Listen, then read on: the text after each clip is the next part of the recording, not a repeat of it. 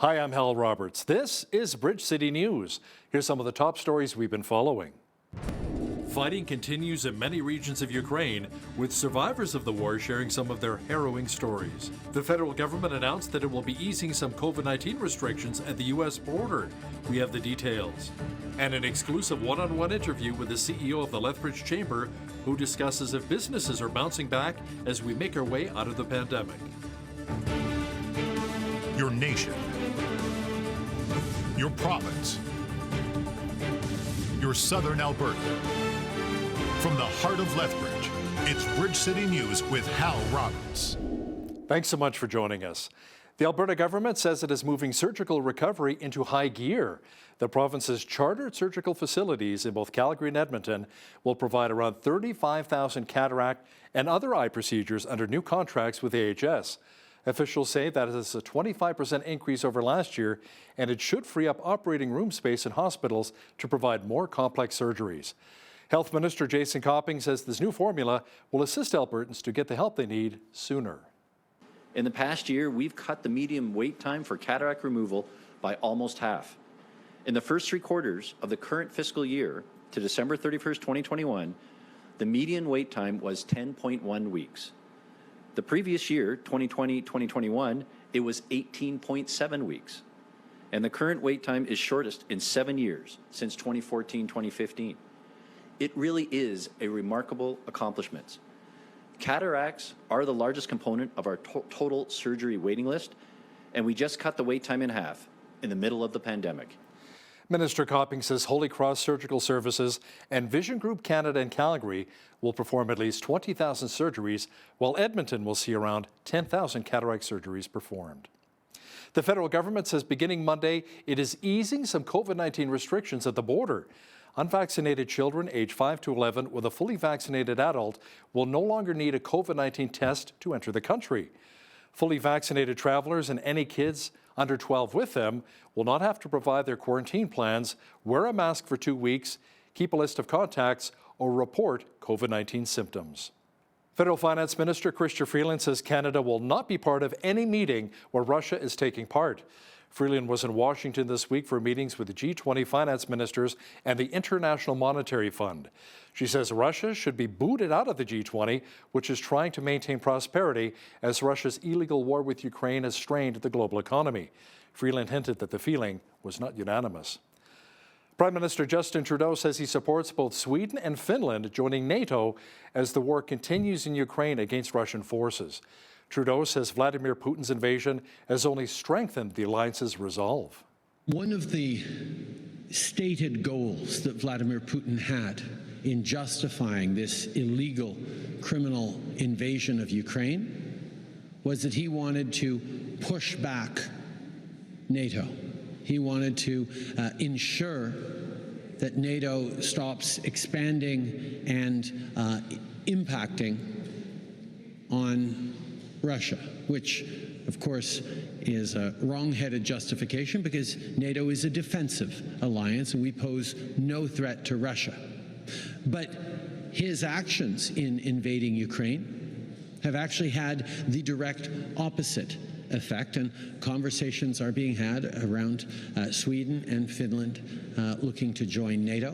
And Canada, of course, is very supportive of that. Rockets struck a neighborhood in Kharkiv late Thursday, and at least 2 civilians were burned to death in their car. A school and a residential building were also hit. Russia's defense ministry says its military has hit dozens of targets in both the Donetsk and Kharkiv regions. Officials say the Russian army has also taken over control of a large arms depot in Ukraine's Kharkiv region. Around 80 people who escaped the besieged city of Mariupol finally made it to a safer region after traveling for more than 24 hours. According to the Red Cross, around 1,500 people had been expected to be evacuated by bus, but the Russians allowed only a few dozen to leave and allegedly pulled some people off of the buses. Там страшное творилось, там не расскажешь просто так. Там кацапы убивают людей ни за что. Если мир не примет меры, Запорожье ожидает то же самое. Что-то надо предпринимать. И немедленно.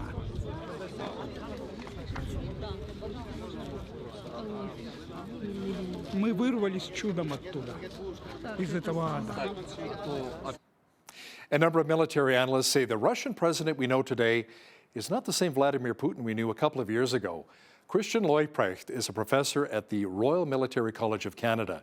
He says a number of people are now questioning Vladimir Putin's mental health. There's broad agreement among analysts that the Putin we have today is not the Putin we had 2 years ago, that he has changed significantly over the last 2 years. The Putin we had previously was always a very calculated, rational choice risk taker, pushing the envelope as far as he could, but not pushing over the edge. And it seems on this operation, he appears not to have listened either to his advisors, or the advisors he had are all yes men that are telling him what he wants to hear because they probably believe the same sort of deranged, dysfunctional worldview that he has. Christian Leuprecht will also discuss how the invasion of Ukraine has not been going according to plan for Vladimir Putin. We'll have that interview coming up in the second half of our program. Israeli police in full riot gear stormed a sensitive Jerusalem holy site on Friday after Palestinian youths hurled stones at a gate where many were stationed. The site is sacred to both Jews and Muslims. Police say they waited until after the early morning prayers before entering the compound. Medics say more than 20 Palestinians were wounded. The renewed violence came despite Israel temporarily halting Jewish visits, which are seen by the Palestinians as a provocation. Police say over the past week, 3 rockets were also fired from the Gaza Strip into Israel. Honduras has extradited former President Juan Orlando Hernandez to the United States to face drug trafficking and weapons charges. Hernandez is charged with participating in a corrupt and violent drug trafficking conspiracy to facilitate the importation of tons of cocaine into the United States from 2004 to 2022. As is charged in the indictment, Hernandez abused his position as president of Honduras from 2014 through 2022 to operate the country as a narco state. Hernandez is alleged to have received millions of dollars from multiple drug trafficking organizations, including from the former leader of the Sinaloa cartel known as El Chapo. In return, drug traffickers in Honduras were allowed to operate with virtual impunity. Disgruntled left-wing voters whose candidates were knocked out in the first round of France's election are the wild cards in the winner-takes-all runoff on Sunday. After the first round of voting, incumbent Emmanuel Macron leads the way with 27.8% of the vote. His closest challenger is right-leaning Marine Le Pen, who captured 23.1%. Now, in order to become president, the winning candidate needs to secure over 50% of the vote. One of the greatest hockey players in Canadian history has died. Montreal Canadiens legend Guy Lafleur was 70. Lafleur was diagnosed with lung cancer in 2019 and following surgery received bad news in October of 2020 that the cancer was back. Lafleur was named one of the NHL's 100 greatest hockey players of all time in 2017 and still holds the Canadiens' all-time record for assists and points. The Lethbridge Hurricanes began their playoff matchup with the Oil Kings in Edmonton on Thursday. Sadly, the visitors lost 4-1 to the Edmonton squad. It was 4-0 for the Oil Kings until Tyson LaVenture got the Canes on the board at 18-12 of the third period. The Oil Kings outshot the Canes 48-26 in the win. The Canes went 1 for 5 on the power play, and Edmonton was 1 for 4. The two teams will battle again tomorrow night, 7 o'clock in Edmonton. Well, it felt more like golfing weather and not hockey weather today in Lethbridge as we were back to double-digit temperatures once again. Jeanette Rocher is in now with a sneak peek at the weather forecast. Jeanette, it should be a great weekend for maybe hitting the links along with perhaps a barbecue. Yeah, well, I think I need to warm up my golf swing first, Hal, but it does sound like a great idea because we are back into seasonal temperatures, and that means double digits. Overnight this evening, that we're going to look at a low of 0. We could see a bit of precipitation as well overnight. Into Saturday, though, that's where we're going to be back up to 12 degrees, and then teen temperatures after that. I'll have more details coming up later on in the newscast. Great. Thanks so much, Jeanette. The Coulee Cleanup is set for this Saturday. The Lethbridge College Students Association is hosting the event to get rid of the garbage that litters our beautiful city. Friday is also Earth Day, which supports environmental sustainability and protection. Tanner Marcer, the Events and Communication Manager for the LCSA, says the group has all the right tools needed to get the job done. Garbage tongs and stuff like that. If there's any equipment any glass or broken bottles, we put that in buckets Everything else will go inside plastic bags just so we can pack that around lightly. If there are needles, we'll just call needle control and kind of get some people down there to take care of that. But we're hoping to kind of make our way around Fort Whoop up into the coulees and clean our nice, beautiful Lethbridge area. Now, the event will run for 1 hour starting at 10 a.m. tomorrow, and the LCSA is encouraging everyone to come down to Fort Whoop Up. After 3 years, a local nonprofit is finally able to showcase their new renovations. The Big Brothers and Big Sisters of Lethbridge and District unveiled their updated building with a ribbon-cutting ceremony on Thursday afternoon. As BCN's Micah Quinn explains now, staff say this expansion was a long time coming.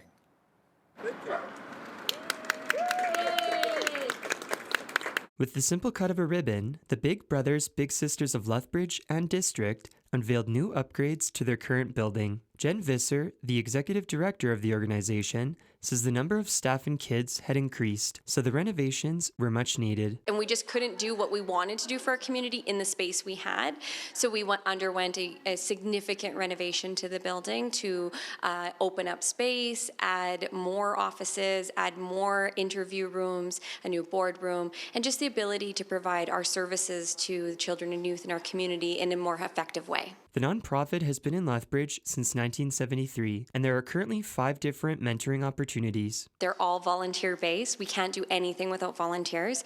We have children always waiting for a big brother or a big sister. Commitment is anywhere from 2 hours to 1 hour a week. We have different programs that fits any need, and all of our volunteers go through a screening process.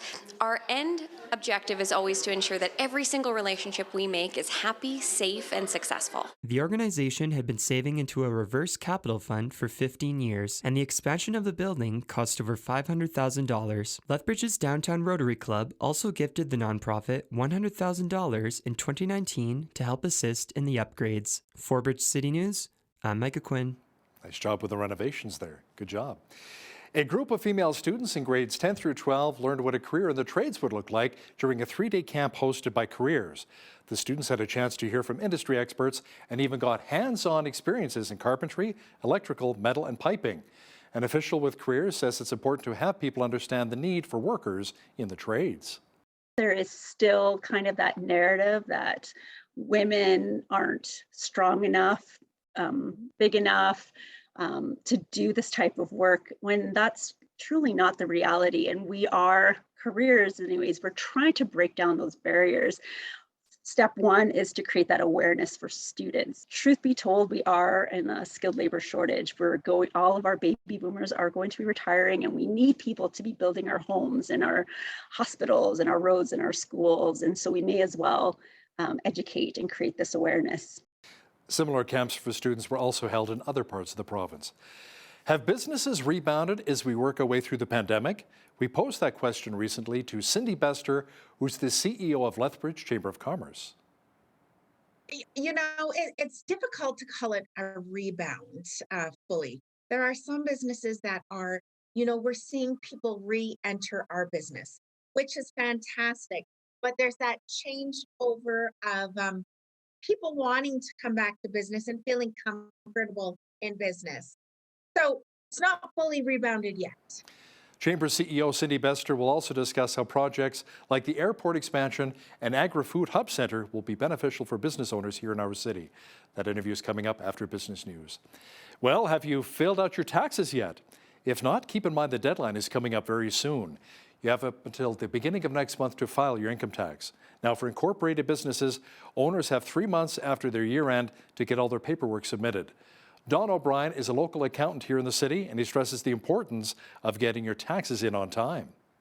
People don't realize that benefits such as GST, if their income is below certain levels, GST rebates, or special social program incentives are tied to their tax return. So, it's best to get it in on time, even if you owe the money. And you can't pay it right away, for sure try to get it in on time. And if you do owe the money and you don't file it on time, then there's a 5% penalty on the balance. And just a reminder that the deadline for this tax season is Monday, May the 2nd. Search and rescue crews are still combing an area of northwestern Ontario looking for a missing plane with 2 Alberta men on board. Family members say John Fair and Brian Slingerland were headed to Marathon, Ontario from Sault Ste. Marie on April 14th when their small plane disappeared. Crews have been looking for them ever since, but poor weather has hindered their efforts. Searchers say they are conducting grid searches near points of interest. Parts of southeastern Saskatchewan are bracing for another spring snowstorm just a week after a blizzard blew through the area. Environment Canada issued a special advisory warning of heavy snow and wind. Officials say the storm is likely to bring up to 50 centimeters of the white stuff by tomorrow. It's expected to taper off on Monday. Manitoba has issued an overland flood warning for southern areas of the province forecast to be hit with snow and rain this weekend. The province says the warning extends from the Saskatchewan boundary eastward to Highway 12 and from the U.S. border north to the Trans-Canada. More than 50 millimeters of rain and snow are possible. Environment Canada issued a special weather statement saying a storm system will affect the southern half of Manitoba now through Monday. Well, we enjoyed lots of sunshine and warmth here in southwestern Alberta today. And good news, there should be lots more of that for the weekend. A full look at the weather picture is coming up.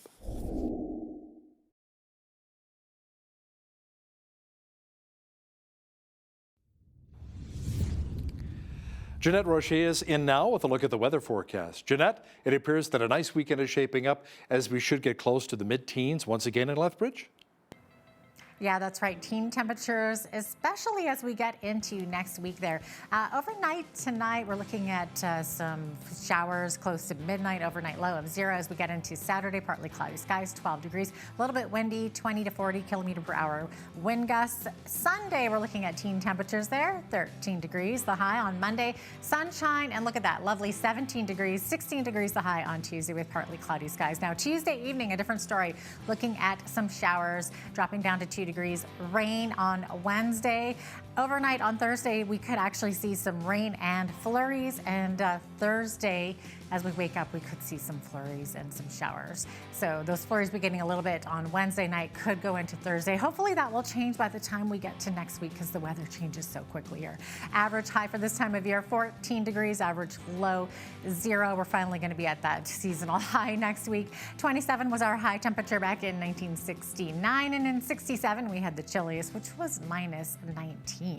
6:25 is when the sun rose this morning, and 8:34 is when the sun is setting this Friday evening and giving us more than 14 hours of daylight.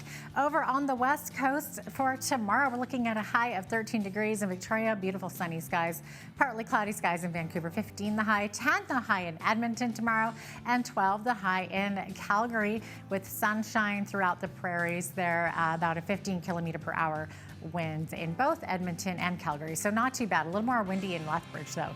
11 the high in Saskatoon, 4 the high in Regina. Regina looking at some snow, also a bit of windy conditions. Wind gusts up to 70 kilometers per hour, up to 60K in Saskatoon, and up to 70K in Winnipeg. Winnipeg could also see that precipitation, could see some rain shower activity there as well. 10 degrees the high in Toronto.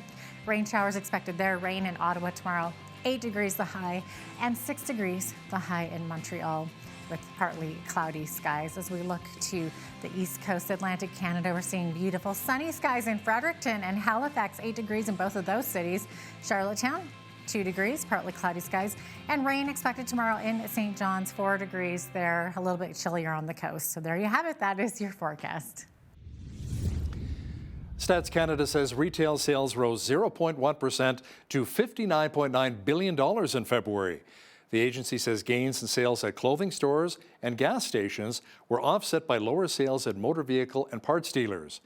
In volume terms, retail sales were down 0.4% in February.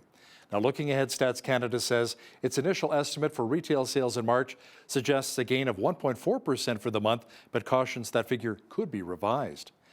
Hudson's Bay Company is calling the donation of its landmark Winnipeg building to a First Nations group an act of reconciliation. The retailer announced the gift of the nearly 100-year-old sprawling limestone building to the Southern Chiefs organization.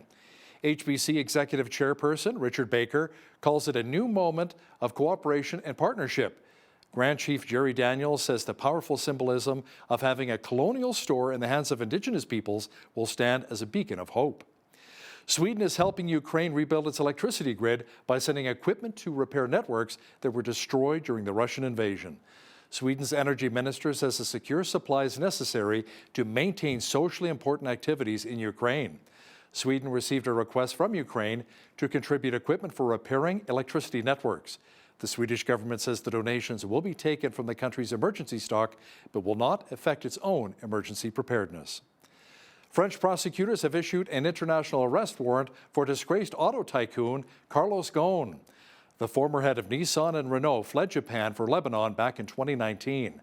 The French arrest warrant is based on an investigation opened that year into money laundering and abuse of company assets. The case reportedly involves millions in alleged suspect payments made between the Renault-Nissan alliance and a vehicle distributor in Oman owned by billionaire Suhail Bawan. Now, here's a look at today's markets. The markets took a real hit again today due to Ukraine's war with Russia. The TSX was down 464 points on the day to 21,186. The Dow was down 981 points to 33,811. The S&P 500 was down 121 points to 4271, and the Nasdaq was down 335 on the day to 12,839. West Texas Intermediate Oil was down 205 to 101.74 U.S. per barrel. Natural gas was down 49 cents to 647 U.S. Gold was down $20.02 to 1931.60 U.S. an ounce, and silver was down 52 cents to 24.14 U.S. an ounce. Feed wheat is at $14.15 per bushel, barley's at $9.90, canola's at $26.25, and corn is at $11.94 per bushel. Live cattle were down $1.65 to $142.45. Feeder cattle were down 50 cents to $157.95, and lean hogs June contract is up $1.60 to $118.78. The Canadian dollar was down slightly over the past 24 hours to 78.67 U.S.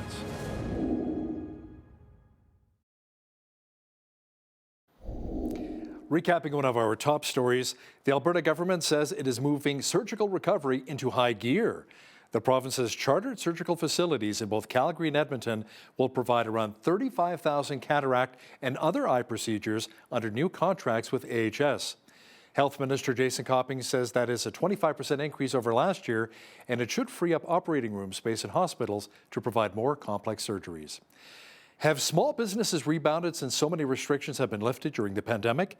The CEO of the Lethbridge Chamber of Commerce, Cindy Bester, gives us her thoughts next. But first, here's a look at some of the events happening in and around southwestern Alberta. Here's today's Bridge City News Community Calendar. Discover unique gift ideas at the Oldman River Potters Guild Annual Spring Sale, taking place April 28th and 29th from noon to 8 p.m. and the 30th from 10 a.m. to 6 p.m. See what local pottery artists have been creating: mugs, planters, decor, dishware, and so much more. The spring sale is at the Potters Guild Studio and Gallery at 4416 First Avenue South. For more information about the Guild and classes that they offer, visit oldmanriverpottersguild.com. The Lethbridge Senior Citizens Organization is looking for volunteers to take part in their Drive Happiness program. This program is to help seniors in our community who are facing extreme loneliness due to lack of accessible transportation. Volunteers will drive clients to their medical appointments, pick up groceries, and take them to important life activities. If you're interested in this opportunity and for more information, call 403-332-4320 or email volunteer@volunteerlethbridge.com.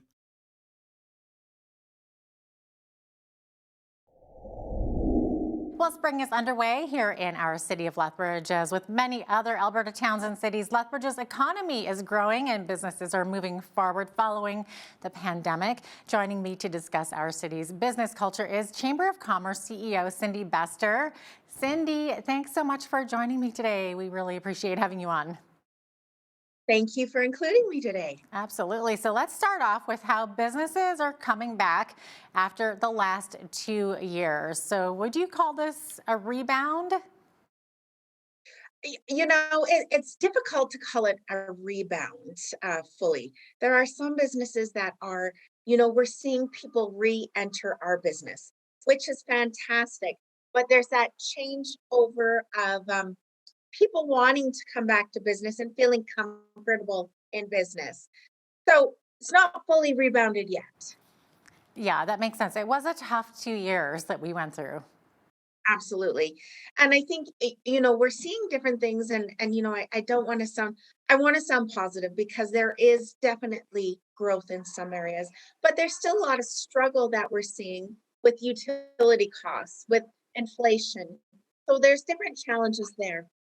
Yeah, absolutely makes sense. Now, of course, we all know that Lethbridge is a very tight knit community. So, has this at all helped small businesses to grow and develop over the years? I would imagine it would. I think what some of we have a strong community sense. We support each other. We network well together. We listen to each other. So I think some of that generational power that we have in our city continues to equip, those new businesses that are opening because we have a community full of fantastic business mentors. That's actually great to hear. And so, with that tight knit community as that source for business growth and mentorship, as you mentioned, there's, of course, another source that we've discussed in the past, and that's the university, of course, right? So, can you maybe talk a little bit about the impact that the University of Lethbridge has on new businesses? Well, we are so fortunate in our community to have the university and the college because that gives us that great fresh labor force, but it also is educating our future business leaders and it gets them in our community and hopefully gets them to stay in our community. Of course, yeah. And I, of course, didn't mean to leave out the college. Of course, a wonderful Oh, no, no, no, source no, there of for our, course. for our city, of No, no, course. no, absolutely not. It's, and a lot of time,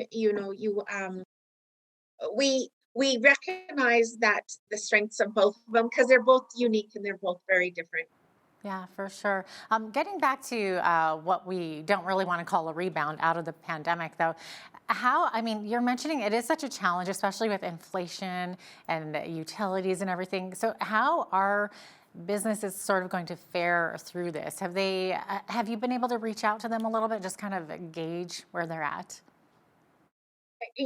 Right now, and that's why I hesitate to say the word rebound because we need at least, like earlier I've said, we need to experience every season out of the pandemic, so to speak. So once we get a feeling of, 6 months down the road, 12 months down the road, we'll be able to really, we'll have markers, right? And we'll have that gauge of what's happening and what's not happening. Yeah, so true. Of course, now here in Lethbridge, we have a place called Tech Connect, a place for entrepreneurs, and it's basically known for being Southern Alberta's hub for innovation and technology, right? So, what can you tell us about Tech Connect and how it's been helping the business community? It's a great part of economic development Lethbridge, and that's Yes. kind of one of their great cornerstone pieces. And it gives those new up and comers the ability to test the waters and see what's out there, but also access to advisors, access to potential funding, whether it's municipal, provincial, or federal. So it opens a lot of doors that people would not be aware of otherwise. Okay. And how's it helping the growth of technology businesses in our community? It varies because every business has different technology needs. And so I don't have the exact numbers and details on the technology side of that piece, but the availability and the access and the creative minds that are coming out of there are fantastic. For sure. Now, Cindy, do you think the technology sector is an area that we could see more growth in Lethbridge? I think there's so many different industries that we're going to see growth in because the one thing the pandemic has done, it has taught us that we need to look at various ways to make things work. Broadband is one of those things that we need to improve on, and that's a policy that the Lethbridge Chamber brought forward federally, and we're seeing progress, but we need to see more. So like even how we're doing our interview right now, whoever thought of this 2.5, 3 years ago? So, how are we seeing our local technology companies help other industries grow? Are we seeing that at all? I can't really speak to that. There definitely are some areas. I think there's still a lot to learn in our province on that topic. Definitely. Okay, so let's get back to what you're really familiar with is the Chamber of Commerce and membership. So what can you tell us about the new online portal for the Chamber of Commerce membership? Is it like Amazon, but for our member businesses? Chamber Market, yes, and it's a provincial initiative that was set out by the Alberta Chambers of Commerce, and it was to help those members that didn't have the online uh, resources or access to sell their goods online. So basically, so it is it's a provincial Amazon, so to speak. That's kind of cool.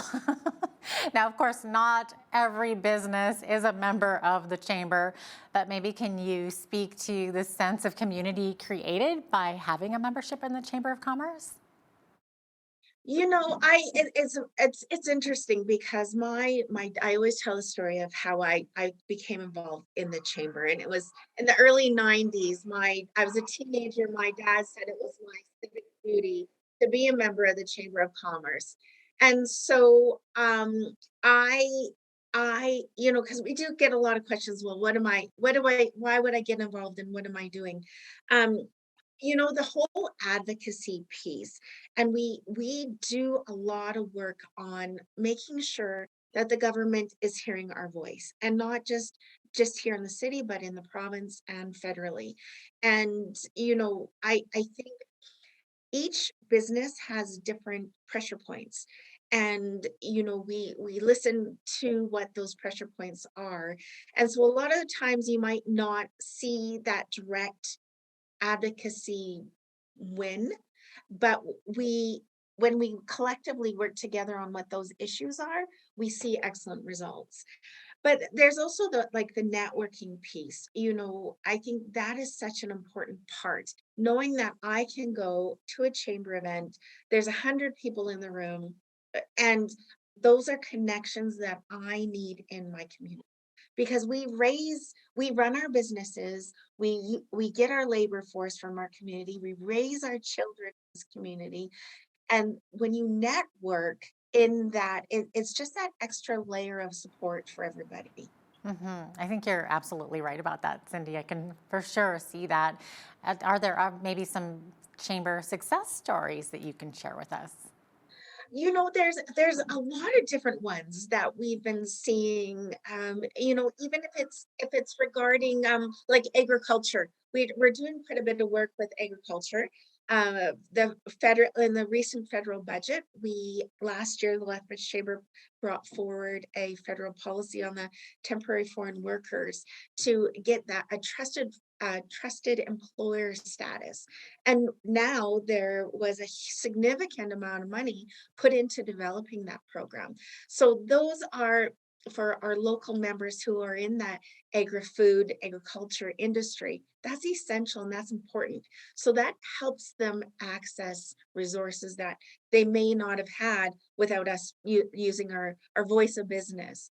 But there's lots of, even like some of the small business wins, working around, like I think about some of the work that we've been able to do with the city on different things around more awareness of business, and being able to operate, patio seasons coming up shortly, and being able to get businesses access to funding and grants that would help them do that. So, you can walk around downtown and see so many of the restaurants and the coffee shops who have gone through the red tape and made a successful story out of expanding their business outdoors. Oh, you're painting such a wonderful picture of summer there for me. I'm picturing myself on a patio right now. So thank you for that. I know, I can't wait. I especially this morning when it was snowing a little bit, it's like, But we're ready. We're ready for that. Yes, it's hard to believe patio season's just around the corner, but it really is. So, It is honest. yes. Now, I wanted to talk about two recent successes in our city, and that's the expansion of the Lethbridge Airport and, of course, the new agri-food hub and trade center. So first, let me ask you about the airport renovations and expansion. It's always exciting when an airport expands. So what's your take on the recent projects at the airport? You know, that is excellent. We need to have access to various flights and ease of access. And so it's exciting to see that, I know WestJet is going to be reopening up some of their flights, which, is important for, whether we're going to Edmonton or wherever we're going out there, it's nice to have that access. And, with Flair coming and us being able to go down to Arizona, but it also gets people from Arizona up here, so it's that two-way street.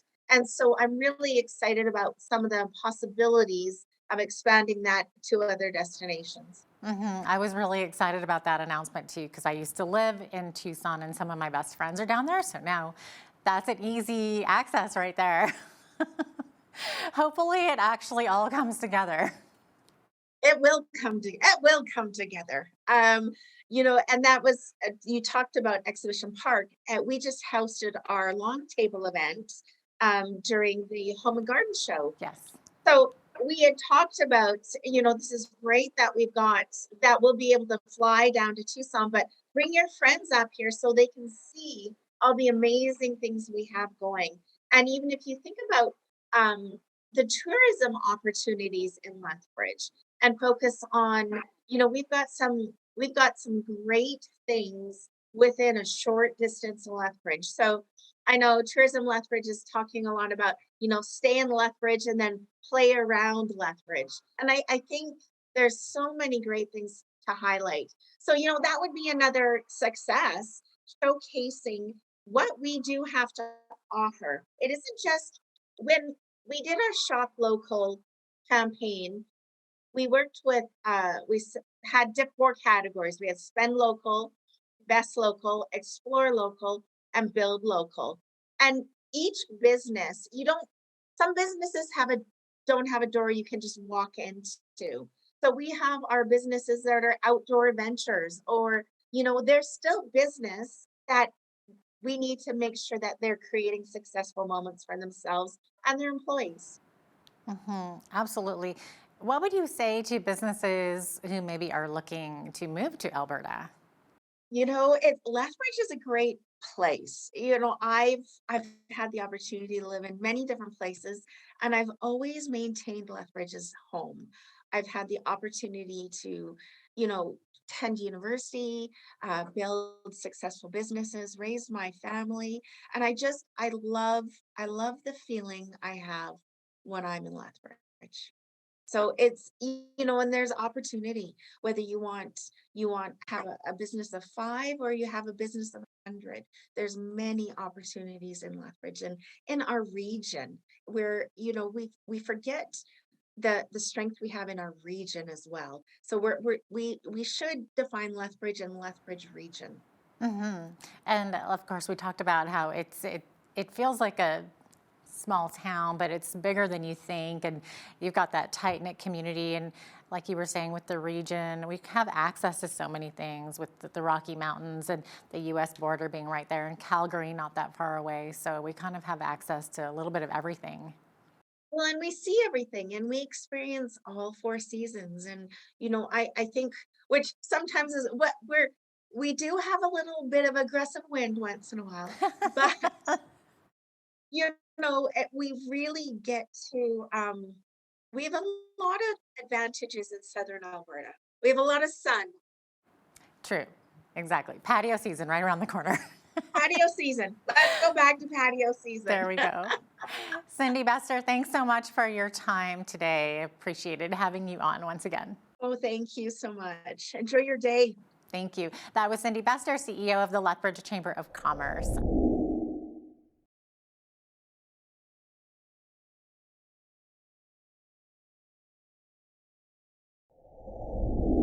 Well, the world continues to watch the military invasion of Ukraine, wondering if some sort of peace pact can be arranged or if this will end up expanding to a much broader war involving NATO.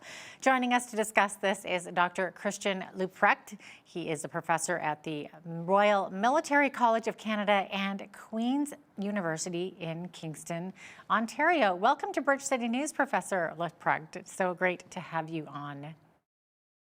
It's a pleasure to be back. Thanks for having me. Okay, absolutely. Now, many of us are wondering what is stopping Russia from having more military success? Is Russia holding back on purpose for some strategic reason, or is there really some miscommunication going on, some poor supply lines or that kind of thing?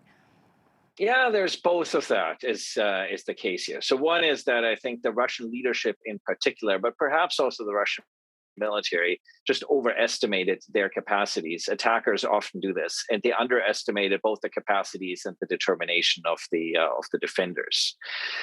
Specifically, I mean, we knew that the Russians have command and control issues, morale issues. Much of the military relies on conscript forces. So these are not usually the most motivated forces to fight. It has maintenance issues, modernization issues. And as we see, serious communication issues, both among their forces on the ground as well as between the ground forces and the Air Force. And then they have significant logistics challenges. So being able to feed your troops and keeping your vehicles fueled. And so in light of that, they've resorted to, as we know, unfortunately, shelling, because that's about the only thing that they seem to be able to do under the circumstances. But it also appears that that whole operation was just very poorly planned and even more poorly executed. And so I think it shows that we just can't take. I think one of the mistakes we made in the run up to this is we pointed to these hundreds of thousands of Russian troops, and we kind of bought into that this is this amazing fighting machine. And people like me always point out this is not the Soviet army. So, let's just see how they actually perform. And I think they've performed even worse than people like myself had anticipated. Well, I'm just curious now, with all these challenges that you're mentioning, how far do you think they'll be able to advance? Do you think that they'll actually be able to, maintain what Putin's desire was? Well, so that requires us to actually first determine what was Putin trying to achieve. And I think he had 4 objectives, political objectives. So remember that the military operation is a means to an end. So the first is regime change in Kiev. And clearly the Ukrainians have denied him that. And if they can continue to hold Kiev, I think that will be a significant turning point in the war. But it would also, I think, then pose an existential risk to the continuity of the Putin regime. The second was to reduce Ukraine basically to the status of a demilitarized republic. So of the status that it had under the Soviet Union as one of the 27 republics. He's failed on that as well. He was trying to divide NATO and the European Union. Well, they've come together like no one had anticipated. So he's failed at that. And he was trying to reduce the U.S. influence in Europe and push the Americans out of Europe and undo the post-Cold War security architecture. And he has failed at that utterly and completely as well. So now the question needs to be on the military operation. What are you actually trying to achieve if you can't actually get any of the political aims that you had without now calling the Putin regime delegitimizing his own regime by virtue of the underperformance of his military? And so the concern here is that the Russians will double down on significant violence towards civilians in order to achieve their objective, in particular in taking Kiev. And this is part and parcel of Russian military doctrine, gross human rights violations. If you look at Africa, you look at Aleppo, you look at Chechnya, and you had asked earlier about Russian capacities. The one significant capacity outside of tactical or strategic nuclear weapons the Russians have not yet deployed is their strategic bombing force. And that's, I think, what the Ukrainians are concerned about when they ask for a no-fly zone. It's so scary. And, some are speculating, too, that Russia could start to use heavy artillery and just start destroying cities such as they did in Syria. So how likely do you think that this is, and how effective would it be? Well, I think this is what we're seeing. So the Russians in the first 3 or so days of the invasion ran against their own military doctrine and deployed largely like infantry. And that light infantry was completely defeated by the Ukrainians. And so the Russians now literally don't have enough soldiers to take all these cities. So the only option they have is to try to subjugate the cities with artillery and with airstrikes, and by trying to encircle them and besiege them. So the Russians now have a real problem because they don't have the instruments to achieve what they actually wanted to on these cities. And so, as you point out, I think we're going to see even more shelling than we have previously. But when people call for a no-fly zone to kind of to limit the humanitarian catastrophe that we're seeing, they're forgetting that the bulk of the destruction on the ground is being wreaked by artillery and by tank shells, not from the air. Yeah, good point. And of course, Putin has put his nuclear forces on high alert. And as we've seen that he's shelled a nuclear power plant in Ukraine. So is this just intimidation, or is it possible that he would actually use nukes? Well, so the power plant, I think, was sort of an incidental target in the sense that Russian forces, it was sort of on the way of where Russian forces were headed. Plus, it gives them a significant control over the power supply of much of the industrial and population heartland of eastern Ukraine. When we talk about the nuclear option, it's not exactly clear what Putin was trying to achieve here, because we haven't actually observed any change in the posture, in nuclear posture by the Russians. It might have simply been to draw a red line and make sure NATO stays out of Ukraine, including no-fly zone. It might have been just a Russian military doctrine. So the US, for instance, put its nuclear forces on a high alert after 9/11, just as a matter of precaution. It might very well be that he intends to use tactical nuclear weapons on the Ukrainian battlefield if he can achieve his objectives by conventional force. Or it might be that we have a lunatic in the Kremlin who's willing to do whatever it takes to achieve his objectives. And if it becomes an existential threat to him, then he'd rather destroy the world and have everybody go down together than him being decapitated by his own people. Yeah. So I was just going to ask you about that since you mentioned lunatic. Of course, everyone's speculating about his mental health, so possibly his physical health, right? So is there any truth to this, that Putin's either mentally ill or terminally ill and therefore wants to make a name for himself before he dies? Kind of like you said, kind of go out in a big legacy, I guess. In his mind, it would be a legacy. Yeah, so certainly Ukraine is about him establishing a legacy for himself. Right? If you watched that curious speech 2.5 weeks ago on the Monday night, where he basically said that Lenin and Stalin were wrong in granting the status of republic to Ukraine in the first place, he's clearly trying to put himself historically above Lenin or Stalin. He wants to be seen as this great historical leader who somehow restored Russian glory. So there's certainly a bit of the megalomaniac within him. What his mental health is, so there's broad agreement among analysts that the Putin we have today is not the Putin we had 2 years ago, that he has changed significantly over the last 2 years. The Putin we had previously was always a very calculated, rational choice risk taker, pushing the envelope as far as he could, but not pushing over the edge. And it seems on this operation, he appears not to have listened either to his advisors, or the advisors he had are all yes men that are telling him what he wants to hear, because they probably believe the same sort of deranged, dysfunctional worldview that he has. But Marco Rubio, so the senior serving senator on the Senate Select Intelligence Committee, 10 days ago made an interesting remark that he basically said that after having been briefed by the CIA, there's something going on with Putin that we can't tell you. So it appears that there may also be more going on than meets the eye when it comes to Putin's ability to make decisions, let alone make rational or sensible decisions. Mm-hmm. This may be really far off, but is there any thought to the fact that because the U.S. changed administration, that Putin now feels like he can be more brazen about stuff? Would he do this if Donald Trump were in office? What are your thoughts on that? That's a really great question. So certainly after the disastrous drawdown in Afghanistan by U.S. forces, Putin certainly felt that there was a significant significant moment of weakness, both by the United States and within the Western alliance. So it certainly emboldened him. And he certainly sensed that Biden was vulnerable domestically. And I think did not anticipate the extent to which the Russian invasion would bring out the Cold War warrior in President Biden, who, of course, spent a couple of decades under the Cold War. So he knows all about political, economic, and military containment of Russia.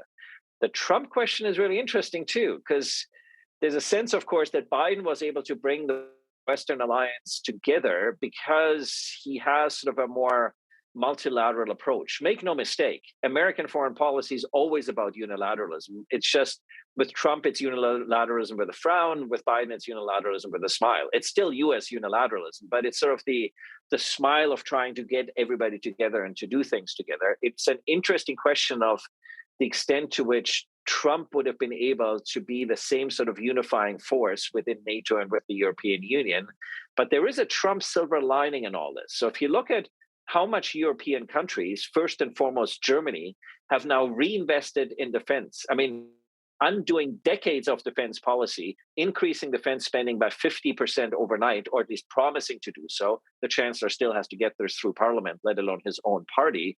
That suggests that there's also, I think, a cognizance by Europeans that the Americans are not the reliable partner they once were.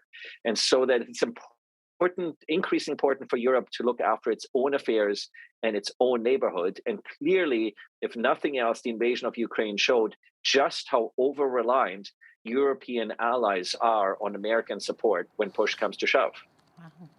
Wow, interesting. Very much so. Now, with peace talks continuing, some are saying that perhaps a pledge from Ukraine to stay out of NATO and to demilitarize would possibly bring an end to the fighting. What are your thoughts on that? So this goes back to comments made by George Kennan in the 1990s when Bill Clinton started with NATO enlargement. George Kennan, of course, the famous US ambassador that basically called out the Cold War and developed the whole strategy of containment. And he made the comments at the time that NATO enlargement would be a red line for the Russians.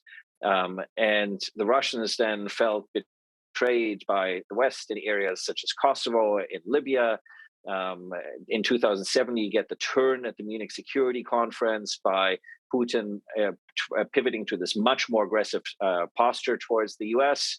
In 2008, you get George W. Bush then basically offering Ukraine and Georgia membership in NATO, but without laying out a pathway. And I think that's when it sort of became really a red line for the Russians. So you can argue, and people like Michael O'Hanlon, for instance, in his most recent book, have argued that we could have avoided all this if we had just said to the Americans that Ukraine and Georgia are just never going to join NATO, and that'll be the end of that. At the same time, why should the Western democratic world let itself be extorted by a bully? Why should countries not be able to make their own sovereign decisions, whether they're going to orient themselves eastward towards Moscow or westward towards Europe and Washington? Why should they be constrained in their ability to make those decisions? Is it not part and parcel of the international world order that sovereignty means you make those decisions? And what Putin is showing is that he has complete disregard for countries' sovereignty, not just Ukraine, but he doesn't even treat European countries as real, genuine partners. He feels that the only people that need to be taken seriously in world affairs are other superpowers, first and foremost among them Russia, so the United States. So this is why Russia and Putin always said, we're going to negotiate the future of Ukraine, the future of Europe, bilaterally with Washington, basically cutting European states out altogether. And so I think it's important to demonstrate that sovereignty actually matters. And territorial integrity has been the fundamental principle of keeping Europe stable, prosperous, harmonious since the end of the Second World War. And Putin has fundamentally violated that principle, and he has done so repeatedly. And I think it's important to send a message that we simply can't condone this sort of behavior, because certainly I don't, and I think nobody in the West really wants to go back to the sort of might is right world that we had in the first half of the 20th century, because we know what humanitarian, political, social, and economic catastrophe that brought upon us. Wow, it looks like we are out of time, but thanks so much for your expertise today, Dr. Christian Leuprecht. It's great to have you on. Thanks for joining us. Oh, it was a pleasure. Thanks for having me. Absolutely. Dr. Christian Leuprecht is a professor at the Royal Military College of Canada and at Queen's University in Kingston, Ontario. I'm Jeanette Roche on behalf of all of us here at Bridge City News. Thanks for watching.